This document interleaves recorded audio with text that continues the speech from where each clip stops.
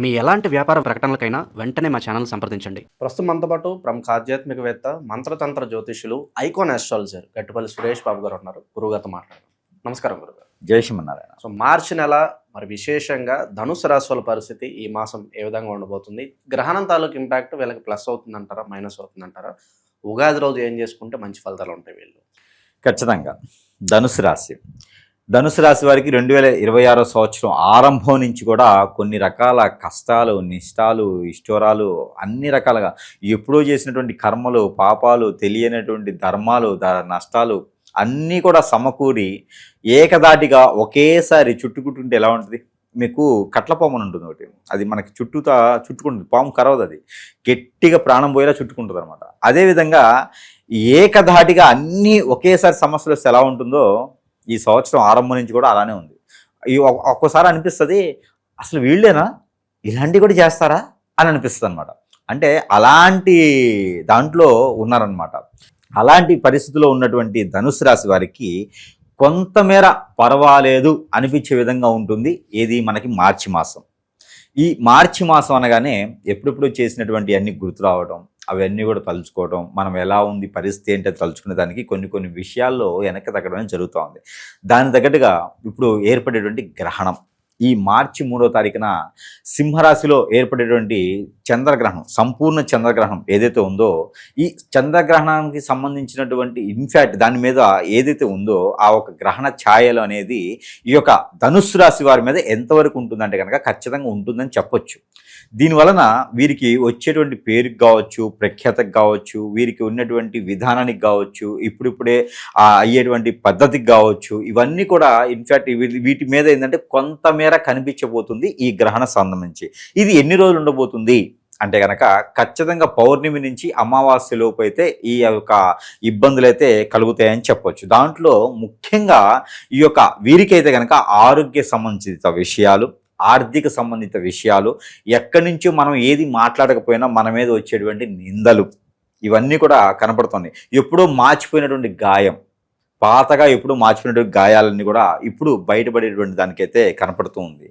దాంతో తగ్గట్టుగా శనితో కూడినటువంటి శుక్రుడు ఎక్కడ మీనరాశిలో, ఈ శనితో కూడినటువంటి శుక్రుడు మీనరాశిలో ఉండడం వలన స్త్రీల నుంచి కొంచెం ప్రమాదం కలిగేట్టుగా, అలానే స్త్రీలకి అబ్బాయిలతో, పురుషులతో ప్రమాదం ఉండేలా కూడా కనిపిస్తుంది. కాబట్టి ఈ ధనుసు రాశి వారికి ఏదైనా సమస్య వచ్చింది అంటే ఆపోజిట్ సైన్ వల్లనే వస్తుంది. అంటే పురుషులకైతేనేమో స్త్రీ నుంచి, స్త్రీలకైతేనేమో పురుషుల నుంచి.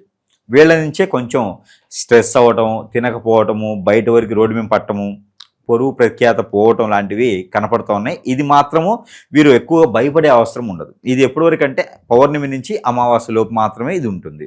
కాబట్టి ఈ పౌర్ణమి నుంచి అమావాస్య లోపు ఉంటుంది. కాబట్టి వీరందరూ కూడా ఏం చేయాలంటే ధనుసు రాశి వారు గోధుమలు 1 కిలో, జొన్నలు 1 కిలో, నల్ల నువ్వులు 1 కిలో, బియ్యం 1 కిలో, వైట్ తువ్వాల 1, స్టీల్కి సంబంధించినటువంటి వెండి, స్టీల్కి సంబంధించినటువంటి గ్లాస్ కానీ, పాత్ర కానీ, చెమ్ము కానీ ఉంటే కనుక ఇవన్నీ కూడా తీసుకెళ్లేసి ఎక్కడైనా బ్రాహ్మణత్వానికి కానీ, ఎక్కడైనా అర్చకుల వారికి కానీ, ఆచార్య వారికి కానీ అక్కడ ఉండేటువంటి దానం ఇస్తే కనుక వీరికి ఆ విధమైనటువంటి గ్రహణానికి సంబంధించిన దోషాలైతే తొలగుతాయి. కాబట్టి అప్పుడు ఇబ్బంది లేకుండా ఈ మనం అనుకున్నటువంటి నెగిటివిటీ ఏదైతే ఉందో అవి తగ్గేటువంటి దానికి ఉంటుంది. లేకపోతే కనుక మనం మాట్లాడేటువంటి మంచి మాటైనా ఎదుటి వారికి అర్థమవ్వదు, అర్థమైనా కూడా తప్పుగా అనుకుంటారు. కాబట్టి ఈ యొక్క దానం చేసుకోవాలి. ఎప్పుడు చేసుకోవాలంటే మార్చి 4వ తారీఖు నుంచి ఎప్పుడైనా చేసుకోవచ్చు. ఇది ఉదయం సమయంలో చేసుకుంటే మంచిది. మరొకటి, రావి చెట్టు కానీ, అలానే వేప చెట్టు కానీ, మునగ చెట్టు కానీ నాటాలి. ఎక్కడైనా సరే రోడ్డుకి విరువైపులు కానీ, పొలాల్లో కానీ, గట్టర్లో ఎక్కడైనా సరే ఈ చెట్టును ఒకటి అంటు తీసుకొచ్చి నాటితే కనుక ఖచ్చితంగా ఆ గ్రహణానికి సంబంధించినటువంటి ఇబ్బందులు ఏవైతే ఉన్నాయో అవి తొలగిపోతూ ఉంటాయి.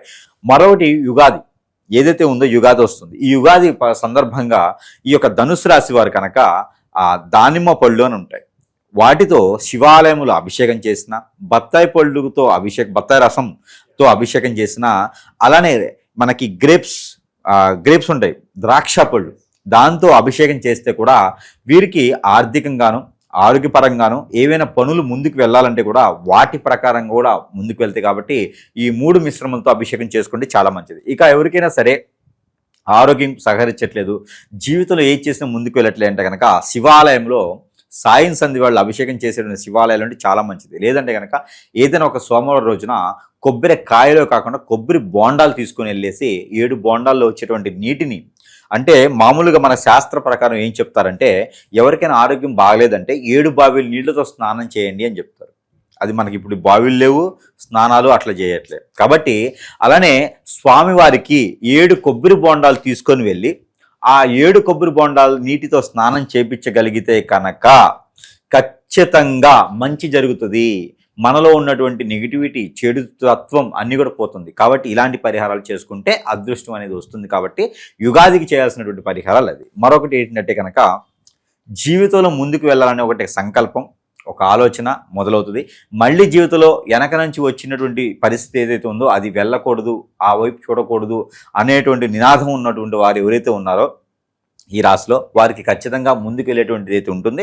వీరి మొత్తం మీద నేను గమనించిన దాని ప్రకారంగా ఒకటి అదేంటంటే కనుక నరదిష్టి, నరఘోష ఈ 2 మాత్రం వీరికి ఖచ్చితంగా తప్పవు ఈ మాసం అని చెప్పొచ్చు. ఇక ఇవి కూడా తగ్గాలి అనుకుంటే కనుక ఒక నిమ్మకాయ, అలానే చిటికెడు ఆవాలు లేదా చిటికెడు నల్ల నువ్వులు ఇవన్నీ కూడా కలగలుపుకొని తనకి తానుగా 7 సార్లు దిష్టి తీసుకొని ఎక్కడైనా పారేడు నీటిలో వేయాలి, లేదంటే రోడ్డు పక్కకి వేయాలి. అప్పుడు వీరికి ఆ నరదిష్టి, నరఘోష కూడా కొంత రాకుండా ఉంటుంది. కాబట్టి ఆ మేర ప్రయత్నించాలి. ఇక విదేశీయానం ఎవరైనా చేయాలనుకుంటే కనుక విదేశీయానం కూడా ప్రయత్నం చేయొచ్చు. విదేశాన్ని వెళ్ళటం మాత్రం జూన్ తర్వాతే ఉంటుంది. కానీ ప్రయత్నం మాత్రం మార్చి మాసంలో చేసుకుంటే కనుక మార్చి 12వ తారీఖు నుంచి ప్రయత్నం చేసుకుంటే ఖచ్చితంగా ఆ వైపు వెళ్ళేలాగైతే కనిపిస్తుంది. ఇక రాజకీయ రంగం అయితే కొంతమేర తక్కువగానే ఉంటుంది. కానీ ఇక వీరి సినీ రంగంలో అయితే మాత్రం కొంచెం పేరు ప్రఖ్యాతి వచ్చేలా ఉంటుంది. ఇక ఐటీ కంపెనీలుగా చూసుకునే వారికి, నిరుద్యోగులకి, ఐటీ కంపెనీలు ఉన్న వారికి అయితే కొంచెం గ్రోతింగ్గానే కనిపిస్తుంది. కన్ఫ్యూజన్ మైండ్తో ఉండేటువంటి ఇదైతే పెట్టుకోకండి. ఇక ఆర్థికంగా కావచ్చు, ఆరోగ్యపరంగా కావచ్చు అన్ని రకాలుగా బాగానే ఉంటుంది అని మాత్రం ఖచ్చితంగా చెప్పొచ్చు. కుటుంబ పరంగా ఈ ప్రేమ వాతావరణం కావచ్చు, ఇవన్నీ ఎలా ఉండబోతుంది? సఖ్యత కావచ్చు భార్యాభర్తల మధ్య. పెళ్లి అయినా ఉంటే కనుక భార్యాభర్తల మధ్య సంకేత భావం బాగానే ఉంటుంది. ఎవరో 3వ వ్యక్తి వచ్చి భార్యాభర్తలు విడిపోయారంటే మాత్రం మార్చి 15వ తారీఖు తర్వాత కనుక ప్రయత్నం చేసుకుంటే భార్య కానీ, భర్త కానీ, పిల్లలు కానీ దూరమే ఉంటే కనుక వారి దగ్గరికి వెళ్ళి మాట్లాడి సంభాషణ చేస్తే కనుక ఖచ్చితంగా మీ దగ్గరికి వచ్చేలా కనిపిస్తుంది. అలాంటి ఆ సమస్య అయితే ఇంక మళ్ళీ రాకుండా ఉండేగైతే కనిపిస్తుంది. 3వ వ్యక్తి మొదలయ్యాడు, 3వ వ్యక్తి మధ్యలో వచ్చారంటే మాత్రం ఖచ్చితంగా ఆ సంసారం నిప్పులు కొండ అయిపోతుంది. కాబట్టి అలాంటి ప్రయత్నాలు చేయకండి. మీకు మీరుగా ఓన్గా మాట్లాడుకుంటే మాత్రం ఖచ్చితంగా ఆ సమస్యకి పరిష్కారం మార్గం అనేది లభ్యపడుతుంది. లవ్ అయితే అంత పెద్దగా సక్సెస్ అవ్వట్లేదు ఈ మాసంలో. లవ్ ఆల్రెడీ చేస్తున్నది కూడా ప్రశాంతం కూర్చుంటే మంచిది. ఇంకా ఎఫ్ఐఆర్స్ లాంటివి కూడా ఏం పెట్టుకోడు ధనుసు రాశి వారికి. వాటి వల్లనే ఏ సమస్య వచ్చినా కూడా ఎఫ్ఐఆర్స్ ద్వారానే వీరికి ఇబ్బందులు, నాశనాలు, అన్ని రకాల కర్మలు కూడా కేవలం ఏంటంటే ఎఫ్ఐఆర్స్ ఉండడం వల్ల మాత్రమే వస్తాయి. కాబట్టి అలాంటి విఘ్నాలు రాకుండా ఉండాలని కాబట్టి వినాయక స్వామి వారికి గుంజులు తీయడం కూడా చాలా మంచిది. గురుగారు, ఈ నరఘోష, నరదిష్టి ఎక్కువగా ఉండటం, అలాగే శత్రువులు అధికంగా వాళ్ళ నుంచి ఇబ్బందులు ఎదురవడము, అలాగే బాగుపడుతుంటే ఎదుటివాడి చూపు కావచ్చు, ఆ దృష్టి కావచ్చు, సో ఎక్కువగా ఈ కుళ్ళు కుతంత్రాలతో వాళ్ళని ఏదో చెడు క్రియలు చేపించడము, ఈ చేతబడులు ఇలా చాలా వరకు జరుగుతూ ఉన్నాయి. అలాగే భార్యాభర్తలు అన్యోన్యంగా ఉన్న కాపురాల్లో నిప్పులు పోసి వాళ్ళ మీద ఆశపడో, వాళ్ళ వైపు మన వైపు తిప్పుకోవాలని ఏదో ఒకటి క్రియలు చేస్తున్నారు. అష్టదిగ్బంధనం పాలైపోయి ఎటు వెళ్ళాలో తెలియని స్థితిలో చాలామంది ఉంటున్నారు. మరి దీనికి పరిష్కారం ఏంటి? ఖచ్చితంగా ఈ రోజుల్లో పరిస్థితి ఎలా మారిపోయిందంటే కనుక ఒకళ్ళ మీద ఒకరికి వ్యసనం, దోషం, విక్రోధం అంతా కూడా ఎట్లా ఉందంటే వీరు నాశనం అవ్వాలని తప్పితే మనవాడు బాగుండాలి, మన పిల్ల బాగుండాలి అనేది ఎక్కడ లేదండి. ఇప్పుడు అన్యోన్యంగా ఉన్నటువంటి ఒక భార్యాభర్తలు ఉంటారు, పిల్లలు ఉంటారు, కొంచెం చక్కటి కుటుంబం, ఇద్దరు జాబులు చేసుకుంటూ బతుకుతూ ఉంటారు. వీరి మీద వేరే వారికి కన్నేయటం, వ్యసనం, ఇవన్నీ కూడా ఏంటంటే ఎందుకు చెప్తున్నా అంటే జాతకాల్లో ఉండవు. ఇప్పుడు సమాజంలో జరిగేటువంటి సంఘటనలు ఎలా ఉన్నాయి అంటే కనుక హిప్నాటిజం, బ్లాక్ మ్యాజిక్, వశీకరణ, చాతబడి, బాగరముఖి, భానుమతి, యక్షిని, స్పిరిట్, మందు పెట్టడం, మందు తీయటం, ఇలాంటివి ఎన్నో రకాల క్రియలు చేపించేటువంటి ప్రక్రియ చాలా నడుస్తూ ఉంది. ఎందుకంటే కనుక ఎదుటి వ్యక్తి సుఖంగా ఉంటే ఓర్చుకోలేకపోతాం. ఒక మంచి కుటుంబంలో ఉన్నటువంటి అబ్బాయి ఉన్నాడు అనుకోండి, ఎదురు లాగేద్దాము, అమ్మాయి ఉందనుకోండి లాగేద్దాము. ఇదే తత్వంతో ఏర్పడినటువంటి చెడు వ్యసనం. నైట్ కోటేశ్వర్లు అవ్వాలి, నైట్ నేను అన్నీ సాధించుకోవాలి, ఎవరి దగ్గర ఓపిక ఉండట్లేదు. కాబట్టి వీళ్ళందరూ కూడా గమనించుకుంటూ ఉండాలి. మన పర్సనల్ విషయస్ అది ఉంటే కూడా ఎవరికి షేర్ చేయకూడదు. చాలా అంటే చాలా అన్యోన్యంగా ఉండాలంటే మనకు సంబంధించిన విషయాలు ఎవరి దగ్గరికి రానియకూడదు. ఫ్రెండ్స్ అని, కొలీగ్స్ అని అందరూ మంచి వాళ్ళు అయితే లేరండి. వ్యసనం పడేవారు, రంది పడేవాళ్ళు ఉన్నారు. వాళ్ళ వలన మనకి ఇబ్బంది కలగదు అని అనుకోవడానికి లేదు. ఏదో రోజున మనల్ని గ్రిప్ చేస్తున్నారు, ఇబ్బంది పడేటటువంటి యోచన ఉంది. అలాంటి వారు మన దగ్గరికి ఎన్నో వేల మంది కస్టమర్లు కొట్టుకుంటూ ఇబ్బంది పడుతూ వయసుతో సంబంధం లేకుండా, రిలేషన్స్తో సంబంధం లేకుండా ఎన్నో రకాల ఇబ్బంది పడేవారు ఉన్నారండి. తల్లిదండ్రులు, పిల్లలు ఉన్నారు, పిల్లలు ఏమైపోతున్నారో తెలియట్లేదు. గారాభంగా పెంచుకునేటువంటి ఆడపిల్లలు ఉన్నారు, ఎవరో ఏదో వచ్చి తీసుకెళ్ళిపోతూ ఉన్నారు. ఇలాంటి వాళ్ళు తల్లిదండ్రులు పెట్టే ఘోష అది చెప్పలేటువంటి పరిస్థితిలో ఉన్నారు ఈ రోజున. దయచేసి ప్రతి ఒక్కరు కూడా జాతకాల్లో కనపడవు. ప్రతి ఒక్కరు అనుకుంటారు ఇవన్నీ జాతకాల్లో ఉంటాయని. జాతకాల్లో ఉండవండి. ఇది వేరే క్రియ, ఇది వేరే లోకం. ఇది మనకి పూర్తిగా నాశనం అయిపోయిన తర్వాత కూడా తెలియదు. కాబట్టి ప్రతి ఒక్కరు కూడా భార్యాభర్తలండి, భార్యాభర్తల మధ్యన ఉండేటువంటి భావం కావచ్చు, స్వభావం కావచ్చు, ఎంత కొట్టుకున్నా ఎంత తిట్టుకున్నా సాయంత్రం ఒకరిగా ఉంటారు. అలా లేకుండా విడాకులు, ఎఫ్ఐఆర్స్ ఇలాంటి చాలా ఉన్నాయండి. ఇలాంటి కేసెస్ వల్లనే ఎన్నో రకాల జీవితాలు నాశనం అయిపోతూ ఉన్నాయి. ఇలాంటి వాటి జోలు వెళ్ళకూడదండి. అలాంటి ఏమైనా ఉంటే కూడా ఖచ్చితంగా మీలో ఏదన్నా సమస్యకి ఎట్లా ఉండాలంటే కనుక ఆ సిమ్టమ్స్ అనేజీగా ఉండటం కానీ, మన ఫేస్లో చేంజెస్ కనిపించడం, కళ్ళు చేంజెస్ కనిపించడం, జుట్టు ఊడిపోవటం, ఇది నాకు ఊడిపోయింది అది కాదు, ఇది జీన్స్, అది కాకుండా మీకు హెయిర్ ఫాల్ లాంటిది అవ్వటం కానివ్వండి, ఇంకా లేడీస్లో వచ్చేసి స్టమక్ రిలేటెడ్ సమస్యలు, లోపల ఏదో ఉన్నట్టుగా నీరసంగా ఉండడం, కోపం రావడం, చిరాకు పట్టడం, ఇలాంటి సమస్యలు, ఒంటరిగా ఉండాలనిపించడం, సూసైడ్ లాంటివి చేసుకోవడం, ఎంత ఉన్నా కూడా ఏది ముందుకెళ్ళలేకపోవడం, అష్టదిబ్బందులు అంటారు దాన్ని. ఎంత చేసినా ముందుకు వెళ్ళదు, జాబులు ఉండవు, సరిగా ఉండే పరిస్థితి ఉండదు. ఇలాంటి ఏదైనా కనిపిస్తే కనుక ఖచ్చితంగా సంప్రదిస్తే కనుక వారికి పరిష్కార మార్గం చూపించే విధంగా ఉంటాం. దొంగ స్వాముల్ని, దొంగ గురువులను నమ్మకండి. అలాంటి వాళ్ళ దగ్గరికి వెళ్ళేసి మన అవసరం కోసం వాళ్ళ దగ్గరికి వెళ్తే వాళ్ళు అవకాశం తీసుకుంటున్నారు. అలాంటివి కూడా మనం గమనించుకుంటూ ఉండాలి. అలాంటివి చేసుకుంటే కనుక ఖచ్చితంగా ఇబ్బంది పడేటుంది. కాబట్టి ఎవరికైనా కావాలి ఇలాంటి సమస్య ఉంది అని కనుక పరిష్కార మార్గం చూపించేందుకు సిద్ధంగా ఉన్నాం. కాబట్టి ఆ విధంగా ఎవరికైనా కావాలంటే సంప్రదించేదానికైతే చూడండి.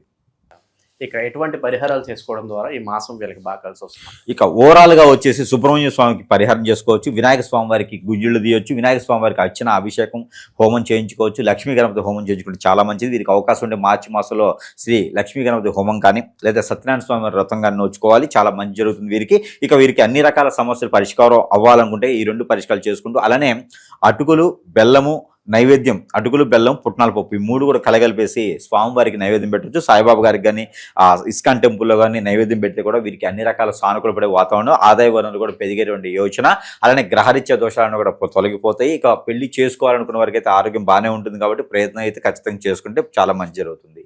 ఓవరాల్గా ఈ రాశి వాళ్ళ యొక్క స్థితిగతులు ఈ మాసం ఏ విధంగా ఉండబోతుంది మంచి విశ్లేషణ ఇచ్చారు. ధన్యవాదాలు.